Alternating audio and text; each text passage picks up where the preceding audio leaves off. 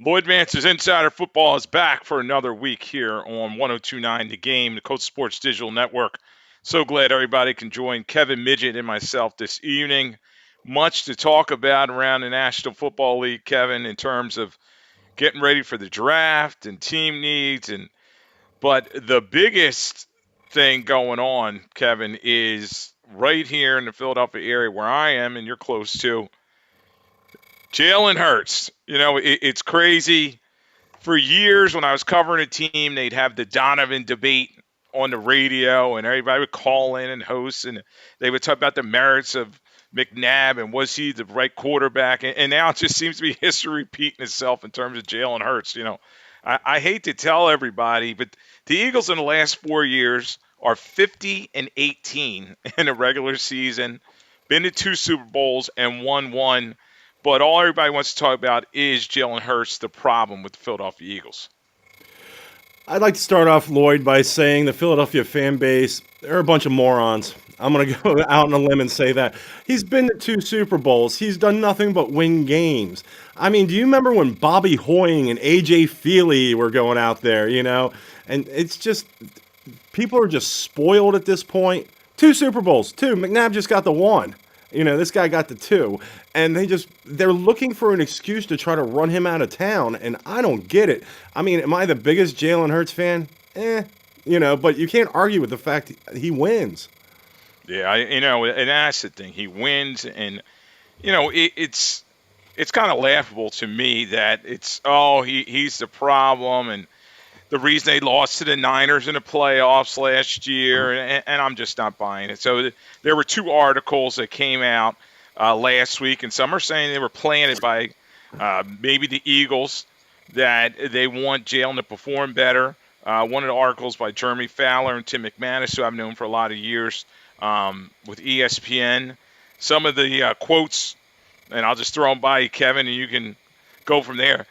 Hurts pushed back on changes that would diversify the scheme, wanted to avoid playing under center, reluctance to let it rip at times, particularly in zone coverage. They even went into his body language, poor body language, and the biggest one they're saying uncoachable at times. I thought the problem is Sirianni and Petula that left, but this article and the other one from the Inquirer by Jeff McClain seem to try to be pointing the finger right Hurts. There's some truth in some of that. Do I think it's Sirianni? Most definitely. How about we have him have the same offensive coordinator more than a year or so in a row? The guy gets a new offensive coordinator every year. But facts are, he does not want to. He's not comfortable under center. We can see that. And after, 2 years ago, that game in New Orleans in the early part of the season where he threw the bad pick and they lost that game, he will not force the ball in there. So, I mean, there's some truth to that. But at the same time, I wouldn't say he's uncoachable. He has no stability under him. Yes, and there's a myriad of things. And I tend to think, like you were saying, all right, be thankful for what you have, Philadelphia, because there's so many bad quarterbacks, teams searching for a quarterback. And this guy is a winner. He won a Super Bowl. He was the MVP. As I stated before, in the last 4 years, the team 50-18. I mean, teams would kill for that success. And breaking down Hurts' number, yes, last year he did run less. He only ran for 421 yards, 8 touchdowns, as opposed to Super Bowl year. He had 630 rushing yards and 14 touchdowns. I think a lot of that was tush-push related. And he's never going to be that 4,000-yard passer. He hasn't hit that in his career. He's never hit 30 passing touchdowns in his career. And these are the barometers that everybody's comparing him to, when you talk about Stafford, when you talk about Joe Burrow and Patrick Mahomes. So we'll step all this in a minute, but is it fair, all this criticism? And where do you see this thing playing out? Obviously, he's due an average of $51 million over the next couple seasons from an extension he signed in 2023. But do you expect, say this thing goes awry in 2026, do you expect him under center for the team? Oh, first of all, it is going to go awry. That's going to happen. I've seen this movie before. I know how this is going to play out. The Philadelphia fan base, I want to point out, would you rather have a team that's like we have to go out and get Malik Willis to be our quarterback? We have to bring a 40-some-year-old Aaron Rodgers in to try to, have a season where you can win games. It's like, it makes no sense to me. But yeah, the wheels are going to come off at some point with this AJ, Jalen, Nick Sirianni triad.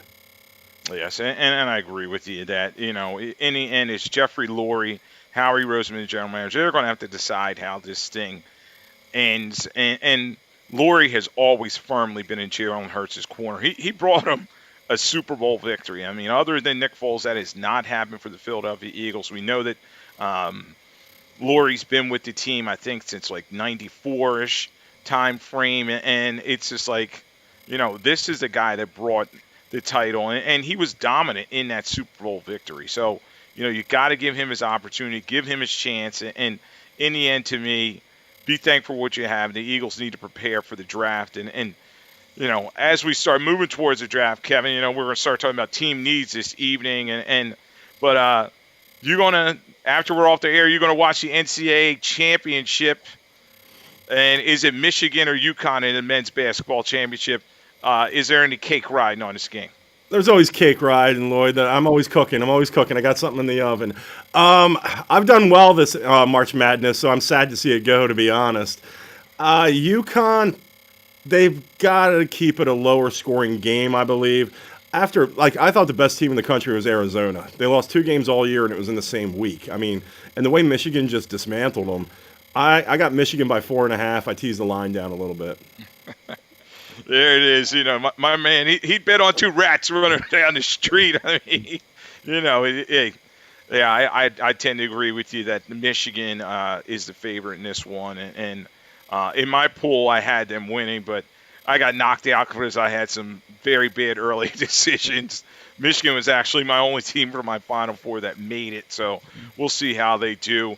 But in terms of talking about college, I want to get Kevin's take on this. In terms of college football, there's an underclassmen rule that's been in place for years in terms of college football. It's 3 years. A player has to be out of high school.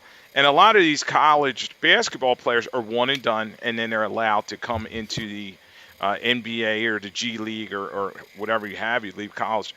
Do you think that 3-year rule for the NFL is challengeable? We saw Claret do it in 2004 when it in a lower court and in a higher court overturned it, and nobody's done it in the 22 years since.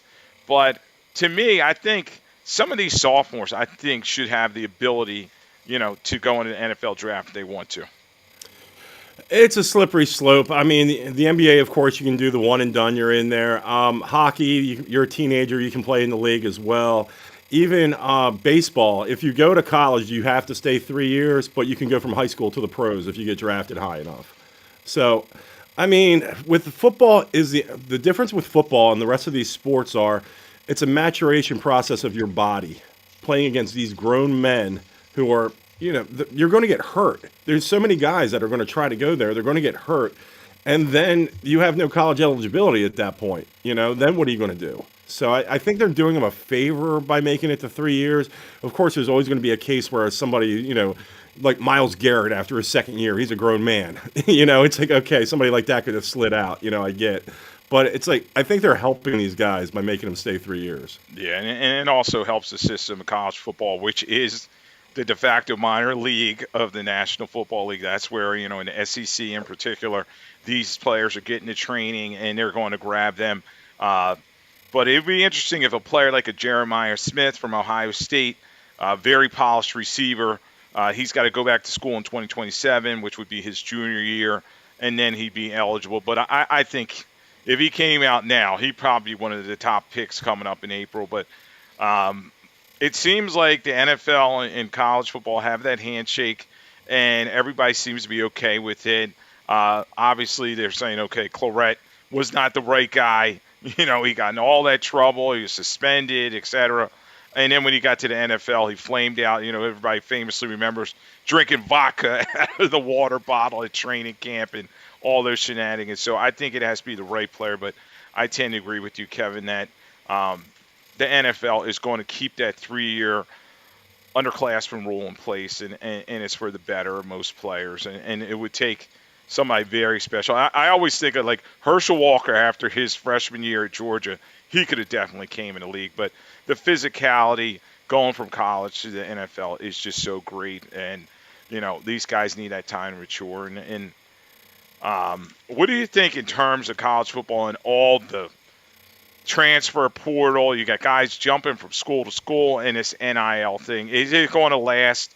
I know there's a proposal on the table now. I think Donald Trump, actually, the president, has something going where it's going to force the NCAA to kind of rethink the transfer portal and all the NIL money that's going around. I think it's ridiculous, to be honest. I mean, you got guys like Chambliss, like trying to play in his sixth, seventh year of college. Was it Beck who played for Miami? Was with Georgia before that. And it's like he's like fifth, sixth year guy. It's like, all right, when your wife and kids are at the game, it's time to leave college. All right, it's time to go try it in the NFL. And the money that these guys are making, think about it. If you're a fringe player to begin with, but you're getting like $3 million to play in college, why wouldn't you want to stay? Yeah, and it's crazy that some of these guys are getting sixth, seventh years, and it's like, oh, I was injured, and then I redshirted, and they're jumping schools, and there's just not a lot of loyalty, and it makes it tough in terms of teams that don't have that power base in terms of all that NIL money that can throw around and build these super teams. And I think, yes, eventually they're going to have to reel this thing in, put a salary cap on it, and also in terms of transfer portals. When we were in school, it was you transfer, you sit out a year. And that really stopped guys from jumping schools. And I remember when I was at the University of Pittsburgh, I knew guys that wanted to transfer, and they were like, I'm not going to do this. So it's like it's tough, but they got to figure something out because, just as you said, you're seeing guys jumping all over the place, and the college football landscape has totally changed over this. So we're here on Lloyd Vance's Insider Football on 102.9 The Game, Coast Sports Digital Network. I'm here with Kevin Midgette.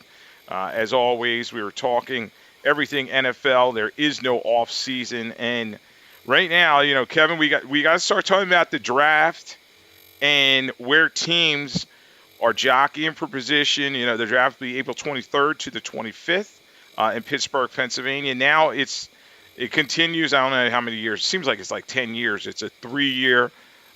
A 3-day event. You know what I mean? Day 1, you got round 1.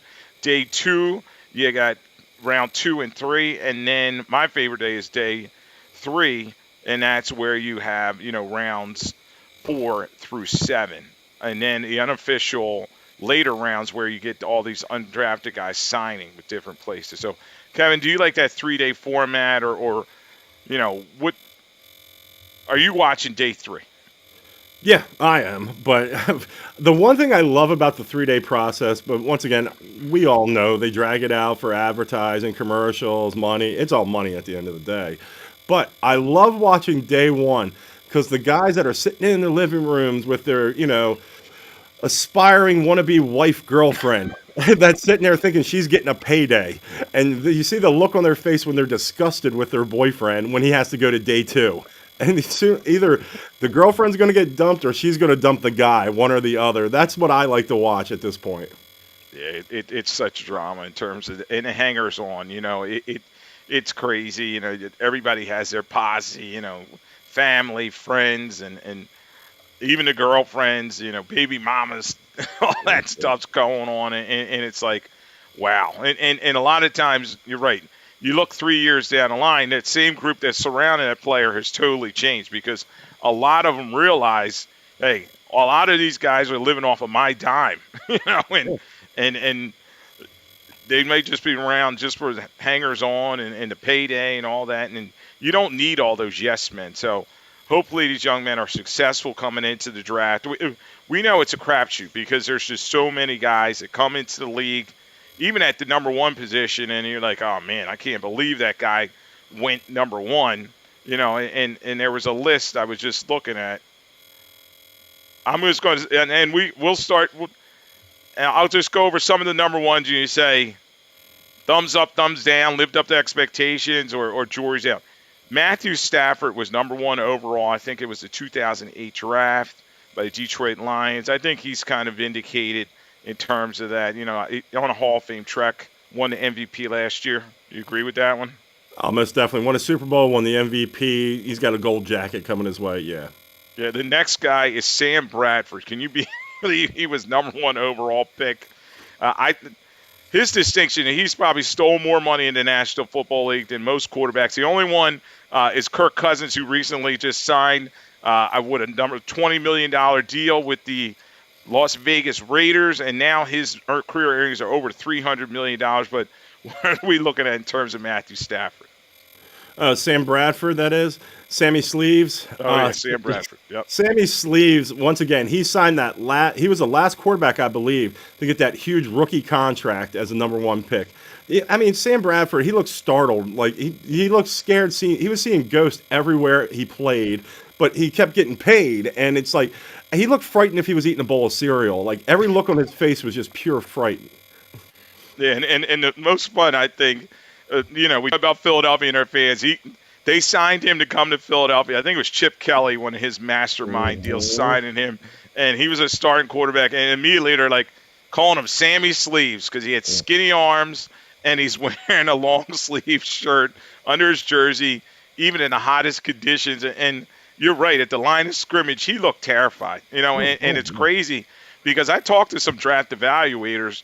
I had another show at the time, and they came on when he was being drafted. And they're like, oh, this kid, great golfer, great interview. He's a Heisman Trophy winner, can't miss. And there it is. I mean, so that just shows you the crapshoot. And his career was just awful, bouncing around. And, yeah, so we'll say that's a bad one. The next player was Cam Newton.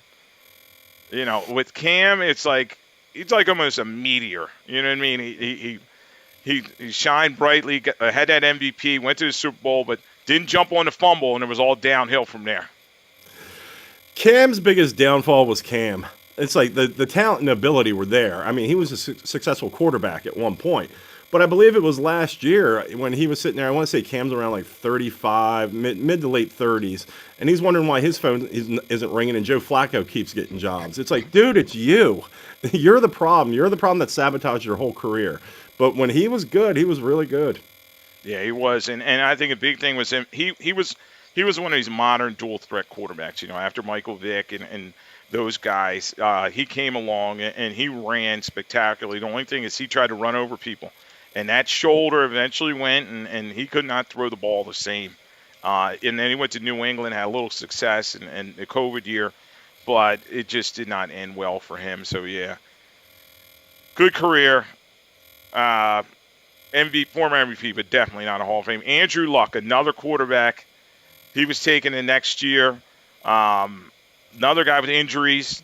He ended up calling it a career on his own because he said he got too beat up. But he was another guy. Didn't know how to slide, tried to run over people, and eventually he just couldn't take it anymore for the Colts. I mean, the guy, his intelligence was off the chart. He was an engineer from Stanford. You don't see many quarterbacks becoming engineers at Stanford. On the field, you have to give him an eye for incomplete. It's like it was, the concussions, the injuries took its toll, and he topped out, And I can't judge the guy for doing it. He's got to think about the rest of his life. But at the same time, it's like it was an incomplete work of art. Yeah, I think that's a good term, incomplete, because, yes, he it was just like, the old what if. And he was solid and got them pretty far along. I think he may have made one AFC championship game, but he just got too beat up. And then he went on. He's doing very well in business, obviously, from Stanford. Very smart guy. And he's enjoying his life. He hasn't looked back. A lot of people said, well, do you think you want to come back? He's like, no. Leave that to Phillip Rivers. So he's enjoying his life, and we'll see about him. Eric Fisher was a #1 overall pick with the Kansas City Chiefs. I think eventually he did win a ring, but he was not a cornerstone offensive lineman for them in terms of a building block. Definitely an overdraft there in terms of #1 overall pick, and just I think he was out of the league within about 5 to 6 years. Yeah, that was one of those picks where it was a reach and they were trying to fill a position instead of getting the best player on the board. And you can tell what happened with him once he entered the league. Like you said, within 5 years, he's out of the league. So, yeah, that was a bad pick. Yeah, and in looking at the list, he was the last offensive lineman taken number one overall. And you see teams, they're just not going to make that investment because too often these offensive linemen in college are dominant, but look who they're playing against. You know what I mean? And it's a big jump to the National Football League, particularly the left tackles. Everybody wants one to bodyguard for the quarterback, but it's just such an adjustment playing with the big boys. So Fisher definitely a disappointment. Now, Jadeveon Clowney was next. He's a guy still getting a paycheck. Somehow he's like that free agent mercenary pass rusher every year around the playoffs. He gets a job. Last year he was with the Cowboys. I think he's looking for a new one now. What do we think about him? Everybody remembers him. What did he have, that big play at South Carolina where he jump over to stack or something? So what are we thinking about Jadeveon Clowney? Yeah, that was that play where he crushed the running back from Michigan, and it was just blown up everywhere. He basically made a career off that one hit. He was okay. He didn't become the guy that everyone thought he was going to be after that hit because he was mad at that point because he had to come back to college for another year. He wasn't allowed to go in the draft because he knew that was his time to cash in. So he played that next year in college, and he was kind of given half-hearted effort some of the season, and it kind of translated to the NFL. Yeah, and his knees went. He's got very bad knees, so a lot of times some teams don't want to take a chance on him. But he still can rush the passer. But in terms of being number one overall pick, I think that may have been a little bit of disappointment when you look at his overall career. Jameis Winston. Can you believe Jameis crab legs? Now he's everybody's favorite backup. I think he's looking for a job now. He was Jackson Dart's buddy last year with the Giants, but Jameis Winston, what do you think about that career that includes eating W's? The one thing about Jameis Winston, he plays on the field like a kid's playing Madden video game. He's just throwing the ball downfield. He's the anti-Jalen Hurts throwing the ball. He will throw. He's got that Brett Favre in him. It's like, I'm going to put it out there and see what happens. He can throw 4 TDs and 4 picks in the same game. And as a backup, look what you have around the NFL. You don't think the Pittsburgh Steelers would like to have Jameis Winston as their backup instead of Mason Rudolph? Yeah, and he's a guy that can come in. He has that, Heisman Trophy winning number overall draft pick talent where he could help a team out. And he seems to be a very good teammate, liked in the locker room. And he's become that career backup. He's like that old Don Strock type of guy. He's going to be the mentor. He's going to, stick around. And good for him. He probably get a paycheck for a number of years. We saw Chase Daniel do it as well. Variety teams made a lot of money as a backup. So Jameis Winston. We'll keep going on a couple more of these. Jared Goff. This is an interesting one, Kevin. I mean, the Lions are kind of seeming I think they may be moving off of him soon. I think as a team overall, their window's kind of closing on that group that did so well a couple of years ago. And Goff's career has just been up and down. What are we thinking of him in terms of a guy who's selected number one overall? As a number one pick, I don't like the pick. But as a career, he's played better than I thought. I think when the Rams made that trade with Detroit, I thought he was washed at that point. And he kind of reinvented himself a little bit with Detroit. But I agree with you. I think there's going to be a short amount of time left in Jared Goff's run in Detroit. Yeah, so Goff's solid quarterback. And it's crazy because Eagles fans remember who was taking number 2, Carson Wentz. Another guy who just did not live up to their expectations. He had injuries as well.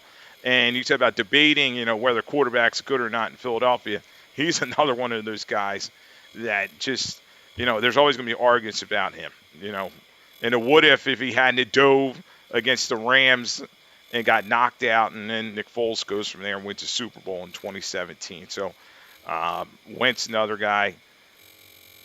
I won't go over the latest guys, but we got to go over Nate's favorite guy, and Kevin's too. Number one overall pick, Kyler Murray.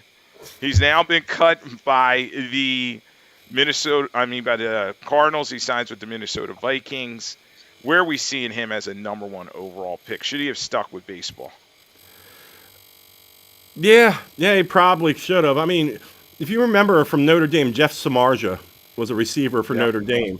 And he could have played in the NFL. There's no doubt about it, But he ended up going to play baseball. He's a left-handed pitcher. He ended up pitching like 10, 12 years. You have a longer career in baseball than you can have in the NFL, just, on numbers alone.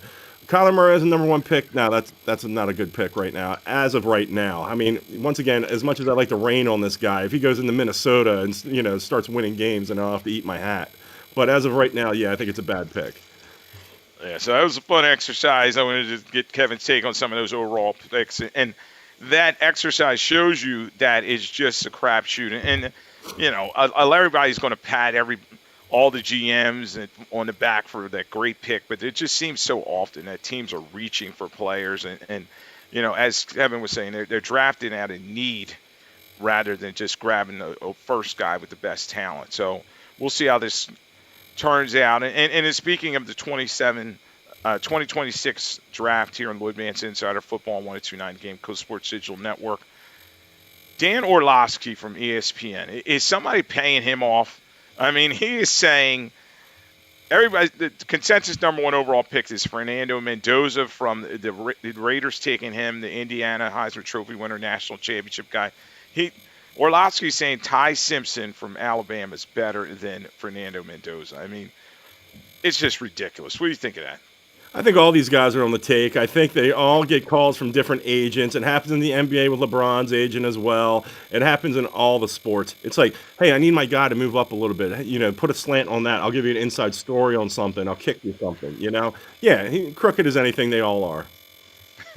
I agree with you. And it's definitely some behind the scenes work in there. And Orlovsky's not helping his credibility by putting out those bad hot takes, and everybody's laughing at him because everyone knows that the Raiders are going to take Fernando Mendoza. So let's jump right into the team needs, Kevin, and we'll just I'll kind of jump around, and we'll start with the Raiders. Raiders, I thought, have had a very good offseason rebuilding that team. We talked about them last week, signing Tyler Bumgarner from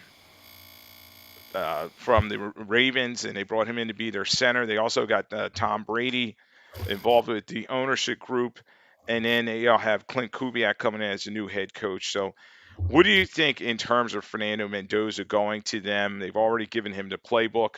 Is he the right guy to go number one?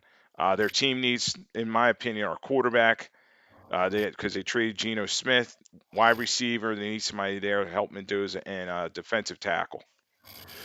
Yeah, I think I like what they've done in the offseason as well. And I've said before, it's like if they could have made that Max Crosby trade for 2 first-round picks, that would have been huge, I think, because they're not ready to win right now with Max Crosby there.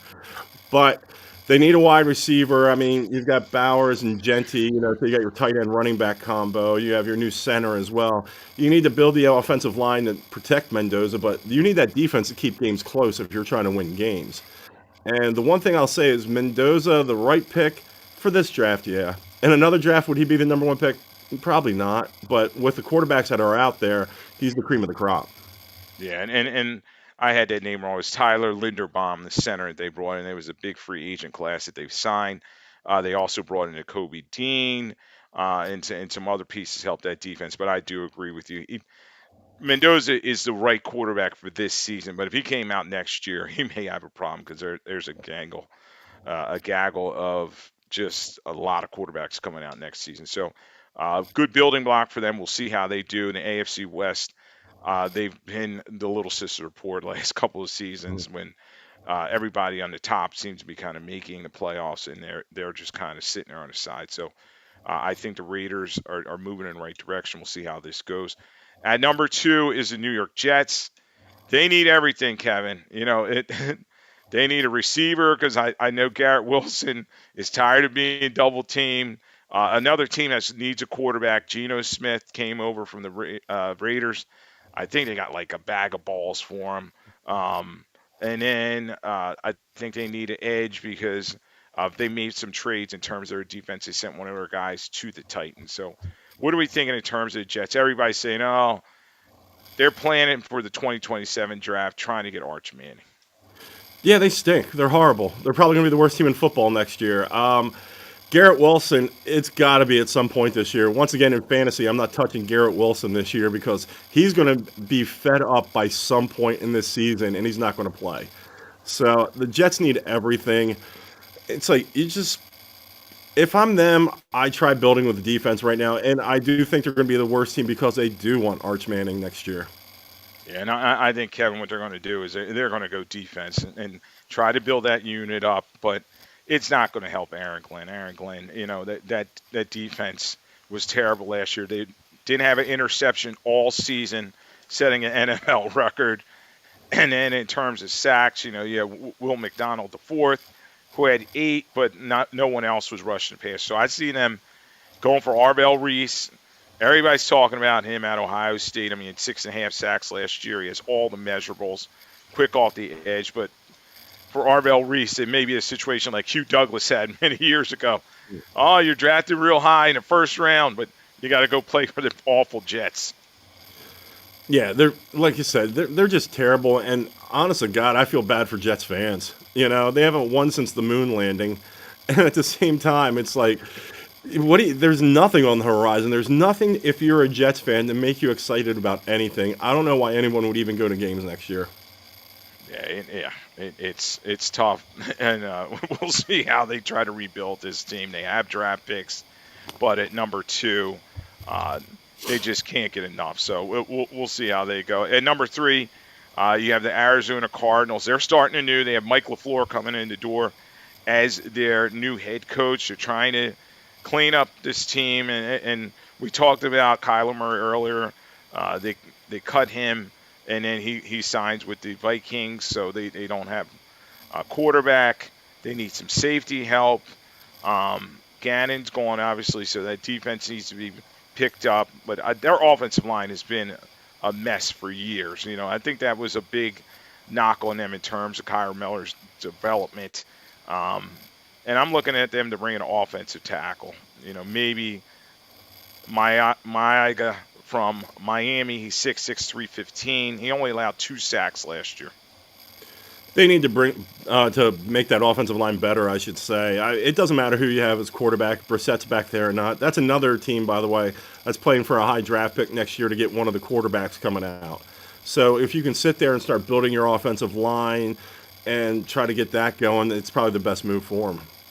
Yeah. Now also for them, I think they re-signed James Conner. Would they be in the Jeremiah Love sweepstakes? Everybody's talking about Jeremiah Love, the running back out there, and the Cardinals, they need something to get excited about. Yes, they have Michael Wilson, who played pretty well last year. Marvin Harrison Jr. We'll talk about him a little bit.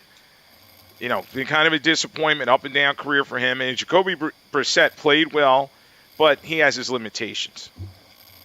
Yeah, wasn't a higher draft pick they spent on, was it 2 years ago? Benson, the running back, they brought in as well. He hasn't panned out to be anything. They've gone back to Connor.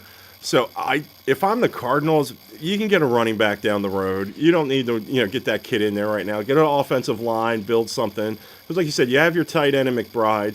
You got Harrison Jr. and Wilson. I mean, you can start building that way. So for them to go get a running back, I think is another poor Cardinal decision.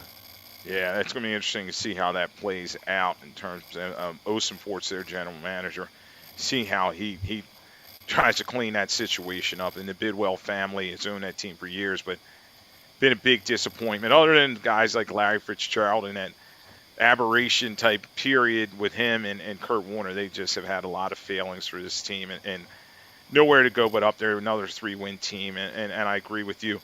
Go offensive line first to try to build that team up. And Mike LaFleur is going to try to bring that Rams playbook, but it's going to take a lot of building. So at number 4, this team, Cam Ward, we didn't go over him as a number 1 overall pick, but the Tennessee Titans, they're another team, 3-win team.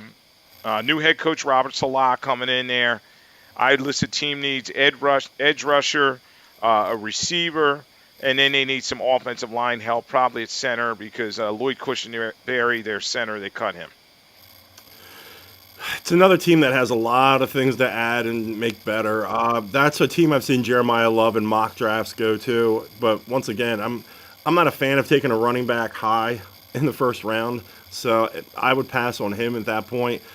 I just think in this day and age, you have to build, I hate to go Andy Reid style, but you have to go offensive line and defensive line. and then you plug in the rest. So, I mean, you have to do something to protect Cam Ward. He's your number one pick. Yeah, he was most sacked quarterback in the NFL. He was sacked over 60 times last year, so I agree that they're going to need somebody up front. But their defense, they're trying to build out Robert Slaw coming over from the Niners, with that aggressive style. So he's going to want maybe an edge, like this David Bailey as an edge coming out of Texas Tech. Everybody's said about him in terms of measurables too. Quick first step, and we'll see if it's going to be him or Arvell Reset that's the high performer on the defensive line. Everybody's trying to get that Myles Garrett, but obviously there's only so many Myles Garretts and T.J. Watts out there. Bailey had 14 and a half sacks last year, so we'll see what Salah's going to do there. A lot of options, like you're saying. These teams are so bad. There's no wrong decision. They got to find players. So the Titans, they surprised everybody last year in a few games, particularly me. We always talk about that Cardinals game that knocked me out of the pool. Somehow they won that one. But, I think they're another team. They have a variety of positions they're going to try to build upon. You had Wan'Dale Robinson. They signed him in free agency. That was their big free agency signing coming over from the Giants, so they're going to add him to the offense. At number 5, this is Wan'Dale Robinson's old team. And I think they may make some noise this year. They got a lot of pieces. The New York Giants, they only had 4 wins last season. But and I list team needs, and I'll get your take on this because one of the team needs I listed was defensive tackle. And you had today, Dexter Lawrence came out and he was like, I want to be traded. And the NFL is trying to become an NBA where these guys are, I want to be traded. They pound the table. Well, guess what? Just go ask Le'Veon Bell how that worked out. How that works out. So what do we think in terms of the Giants and versus Dexter Lawrence? I want to be traded talk. I think the Giants have done well with their draft lately. They can't keep the guys healthy, but they've done decent with the draft. I think they need to add an edge rusher, or an offensive lineman. Because you got Neighbors coming back. You also have Scatteraboo coming back, Jackson Dark coming back. You got to keep these guys healthy first and foremost. So you might want to go offensive line or an edge rusher if you're the Giants at this point. Yeah, and you have John Harbaugh, no-nonsense guy, coming in there to be a new head coach. So, Lawrence, he can bang the table all he wants. I just don't see that's going to happen. Now, the interesting thing is what's going to happen with their GM, Joe Shane, after this draft. I tend to think they're going to give him his walking papers. He's kind of been left over from the old regime, and it just doesn't kind of make sense. So when I look at the Giants, I agree with you. They need defensive line help. Despite drafting the last couple of years, some good players on the D-line, but they need offensive line help, particularly at guard. They need corners. But they're looking at Caleb Downs, safety from Ohio State, maybe at this position going to them. He could be a playmaker for that secondary, and they could build that defense around him. We know Harbaugh has always loved his safeties, Ed Reed and Kyle Hamilton from the Ravens. That'd actually be a good pick for them. I mean, most of the mock drafts I've seen, you got like 4 Ohio State guys going in the top 10. So, I mean, for a position need right there, yeah, that'd actually probably be a good pick for the Giants. Yeah, so the Giants are rebuilding. They have Jackson Dart, and, he's everybody's new favorite quarterback. He's got the hot girlfriend. He's in pictures everywhere and all over the internet. So everybody's talking about him. But he's got to take that next step going into next season. And the health of Scatteraboo from that ankle and Neighbors from that ACL is going to be huge for this team. But picking at 5, they have a lot of options there. At number 6, we talk about perennial basement teams and can they ever get over the hump. We talked about the Jets earlier, but you got the Browns. They're picking at number 5. I got offensive tackle, receiver, and as crazy as it sounds, quarterback. They may need another quarter. I know. I had to throw it in there. I tend to think it's going to be either offensive tackle like Spencer Fano coming out of Utah or Cornell Tate. He's the number 1 receiver from Ohio State. As you were saying, a lot of mocks are talking about him going to the Browns. Talking about being so happy you're getting drafted in the first round, then they tell you you're going to Cleveland. It's like awesome. That's awesome.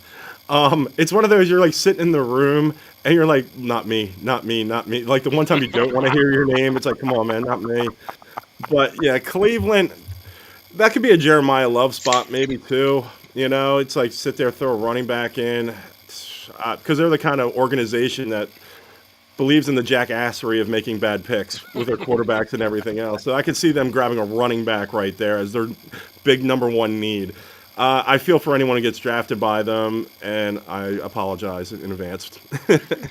Yeah, Jimmy Haslam's running that team, and it's just total mismanagement. Now, Andrew Barry was well thought of around the National Football League, coming over from the Philadelphia Eagles in the GM role for the Browns, but he's just not gotten it done. And you feel bad for Myles Garrett. I mean, Myles Garrett sets the NFL sack record this year, and he's just a dominant force, but there's just not a lot around him, and we talk about the quarterback, and I saw you shaking your head, rolling your eyes like, oh my, the Browns are going to take another quarterback, throw him in there with Dylan Gabriel and Shador, and Deshaun Watson, the pole sitter, number one, because he's being paid the most, and it's all guaranteed. So, it's Carnell Tate. Sorry, young man, you got to go in there to that mess, but they do need somebody to help Jerry Jeudy out there. So, at number 7, this team, I'm thinking they may rebound,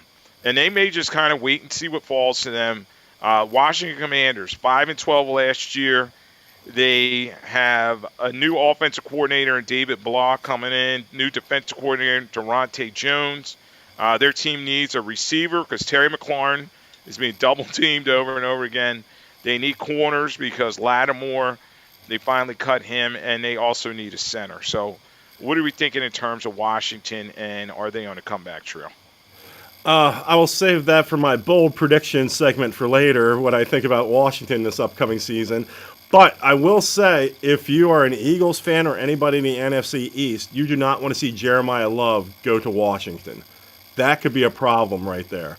So, yeah, I think Washington's trending upward definitely, and they do got to get something to help McLaurin. McLaurin's situation last year, though, I mean, he was doing the holdout for his bag. He finally got his bag. He missed part of camp. And most of the time you see somebody like that, they weren't in camp. They try to come in and play. There's injury problems. There's hamstrings and everything else. But, yeah, they need to get some more weapons out there for a healthy Jaden Daniels. Yeah, and they're another team. It's going to be interesting to talk about their future. And Kevin and I, that was a good preview right there. We're going to be talking about some bold predictions coming up for the 2026 NFL season in a few minutes, but we'll run through some more of these teams and talk about their needs and what we think is going to happen in the draft. At the 8th position, you have the New Orleans Saints, 6-11 last year. They had some nice play, surprising play under Kellen Moore in terms of their quarterback, Tyler Shuck. They think like they may have found their guy. But in terms of team needs, Chris Olave needs another guy to help him at the receiver position.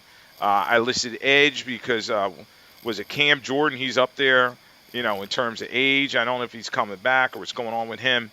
And they always need secondary help because they've allowed a lot of big plays over the top. What are we thinking about in terms of the Saints?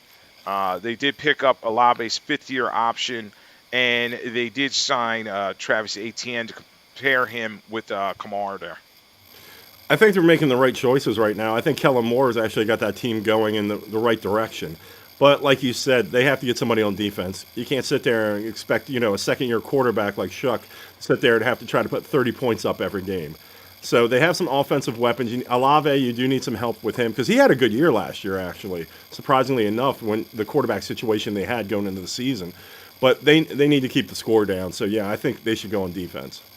Yeah, and I also like their tight end Johnson there. They have some playmakers. So, they got to fix that offensive line, I think, a little bit. They had some defections there. But, yeah, it could be a defense, or it could be another receiver. Everybody's talking about Jordan Tyson possibly going there from Arizona State. He's another one of these receivers. I think, we talk about quarterback was glamour position, but now receivers seem to be. Everybody wants that next, Justin Jefferson, Jamar Chase out there, and maybe Jordan Tyson could go in that spot to them. At 9, and Nate always says, "Oh, you're a closet Chiefs fan." So this is a Chiefs spot. They finished 6-11 last year. Um, Mahomes' rehabs have been going very well. I've been hearing that, but I still think he may not be ready for week one. They're counting on him coming back. Re-sign Travis Kelce. I listed for them edge right rusher because Kalafdis. He may be their only guy in terms of that defensive line with Jones. That's getting pressure off the edge. Receiver maybe at one point, but Rashee Rice. It came down. He's not going to be suspended, so hopefully he can keep his nose clean and defensive tackle. So with the signing of Kenneth Walker, that probably takes running back off the table. Yeah, I think once again it's the Andy Reid school of thought here: offensive line, defensive line. How long has Kansas City been looking for a wide receiver? By the way, Xavier Worthy, Rice, you have even bringing in Hollywood Brown. It's like they really haven't. And the thing is, they've won by not having the big name wide receiver, except when Tyreek was there. They've won without having the big name running back. And I think it's catching up to him at this point. It's especially when Mahomes is getting older, Kelsey's getting older. You need a skill set guy out there who can, take away some of the attention. But I'd be surprised if Andy doesn't do offensive, defensive line. Yeah, and knowing Andy Reid from all the years in Philadelphia, following him, and then he's been with the Chiefs, as crazy as sound, Kevin. He's been there like 13, 14 years, so he's been there a while. Yeah, him and Brett Veach, the general manager, will probably go up front, either offensive line or defensive line. But it's crazy, that receiver position, they just can't get it right. They drafted Sky Moore very high a couple of years ago, and he just couldn't get it done. So they need Worthy to make some plays. And that just shows you the underwear Olympics don't matter much, because he came out of that combine, he's the fastest guy, he's this, that. And he really has not made a huge impact in NFL in terms of being a receiver. Luckily for Rashee Rice, as I said, he will have no penalties in terms of this civil action that's out there. And he's going to be available in training camp. Hopefully he keeps his nose clean and be able to play. And, he can be a dominant force he was before getting injured. But in terms of Rashee Rice, and then I'll throw another guy in here. Puka Nacua goes to rehab to try to rehabilitate himself. He wants that $43 million plus contract that JSN just got, but he needs to clean up his act. So what's going on with these receivers? I was just talking about what divas they are. I tell you what, I love the fact after an athlete shows his ass, he automatically goes to rehab. Nakua's there. Tiger Woods going to rehab now. Everyone wants to get popped, goes to rehab, try to regain their image a little bit. Nakua needs to figure it out, man, because he's a special talent. But this isn't the first instance where he's let some. Once again, showing his ass out in public, it's going to come back and bite him at some point. So yeah, he's got to figure it out. Yeah, and with the Rams, Stan Kroenke, the owner there, and Les Snead, the general manager, and McVay, the head coach, I'm sure they all talked to him and said, look, you got to clean this thing up. It's all season. Now's the time to do it, because once season starts, we can't have this. And you have the ability to be paid like JSN just got that huge contract. But, you don't want to give a lot of money to a guy and then it comes back and burns you. We've seen it a lot in terms of receivers. AB, Brown with the Bucks, they were regretting giving him anything because he melted down. And receivers are special talent, but they're just such divas. So hopefully getting back to the Chiefs, that Rice has learned his lessons. He's going to – I know Andy Reid's talking to him. He's like, look, we can't have this. One more strike and you're out. So hopefully he'll pick it up, and we'll see what's going on there with them. The last team in the top 10 we'll talk about in terms of draft prep, the Cincinnati Bengals. The Bengals are going to bangle. Are they going to finally get back to the Super Bowl again? Joe Burrow, is there. Team needs, I listed defensive line, obviously, because they lost Hendrickson. Offensive tackle, they've allowed so many sacks. And maybe a receiver. But I don't think they need another receiver, because you have Chase, you got Higgins. So I think it's going to be offensive or defensive line. I think they have to go defensive line. But once again, you got to keep Burrow healthy too. So, and they have to replace Hendrickson in some fashion, because that's always been their problem. It's like their defense gives up too many points. But once again, Burrow gets hurt because you can't protect them.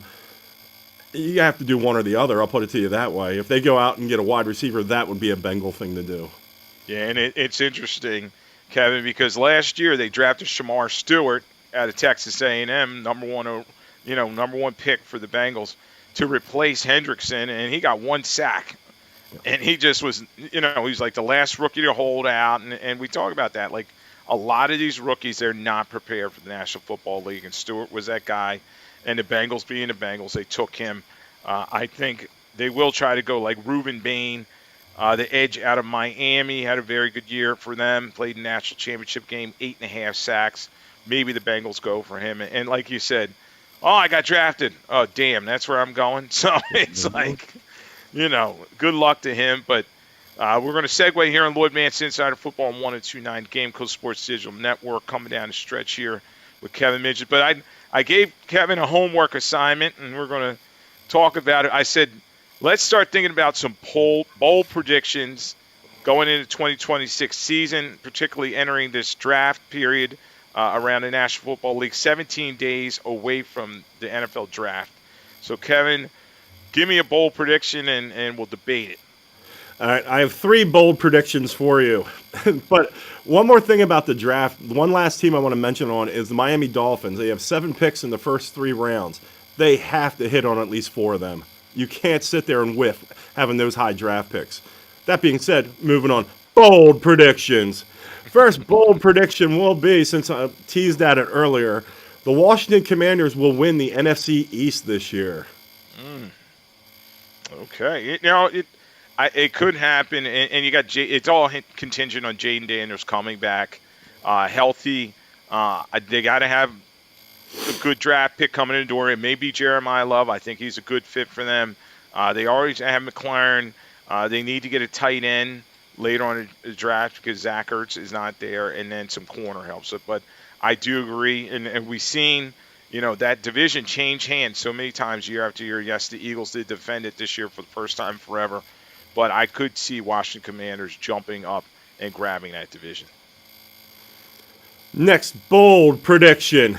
Bold prediction. The Pittsburgh Steelers will finish under 500 without Mike Tomlin.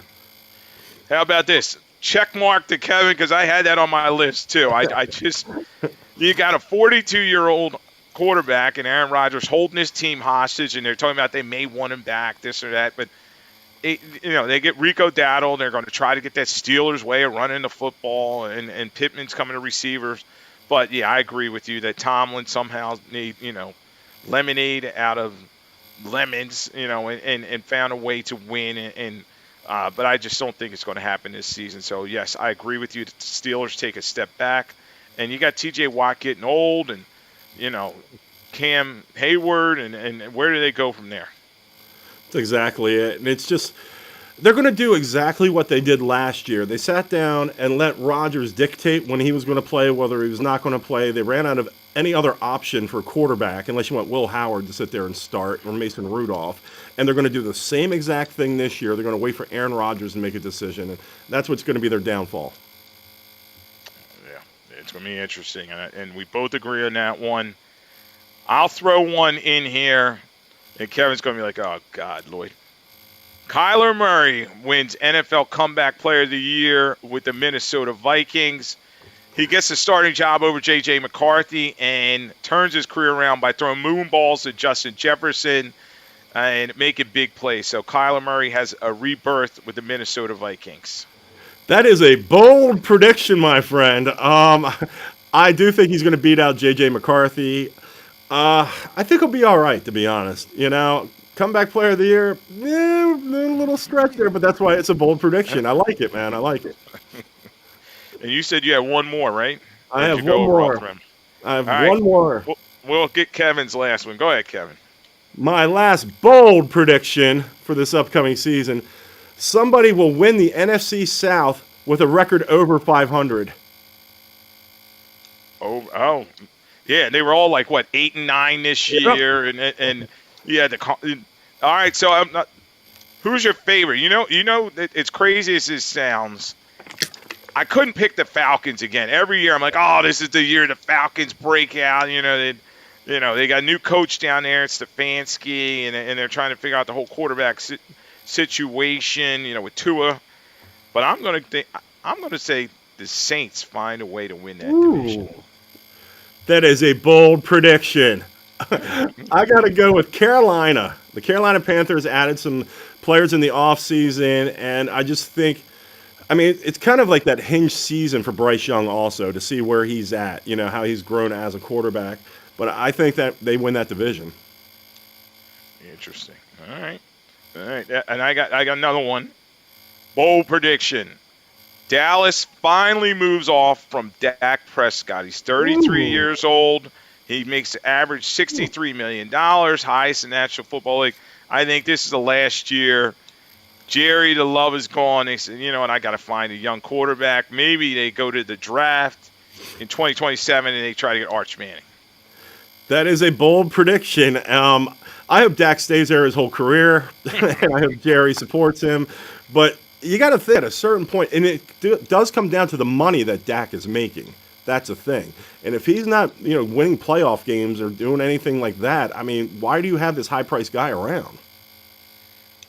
Yeah, I agree. And everybody knows he's overpaid. And at one point, he moved the needle. He's a Cowboys quarterback, and he was getting the commercials, et cetera. But it's just worn thin. And there's a lot of talent around him. It's like, all right, put up or shut up, Dak. So we'll see if that one comes to fruition. My last one, and you're like, oh, geez. And Nate rolled his eyes when I told him this one. Bold prediction. Patrick Mahomes comes back, leads the Kansas City Chiefs to the AFC title game. That's horrible, but that is a bold prediction. You are such a Chiefs fan. That is a bold prediction, but yeah, I mean, it's Pat Mahomes and Andy Reid, man. I mean, you can't rule it out entirely, but yeah, that's bold. And the segue on it, Nate says it'll be the Chiefs then against his Bills. And that. All right, here's another bold prediction for Nate. Buffalo does not go to the Super Bowl. That's bold.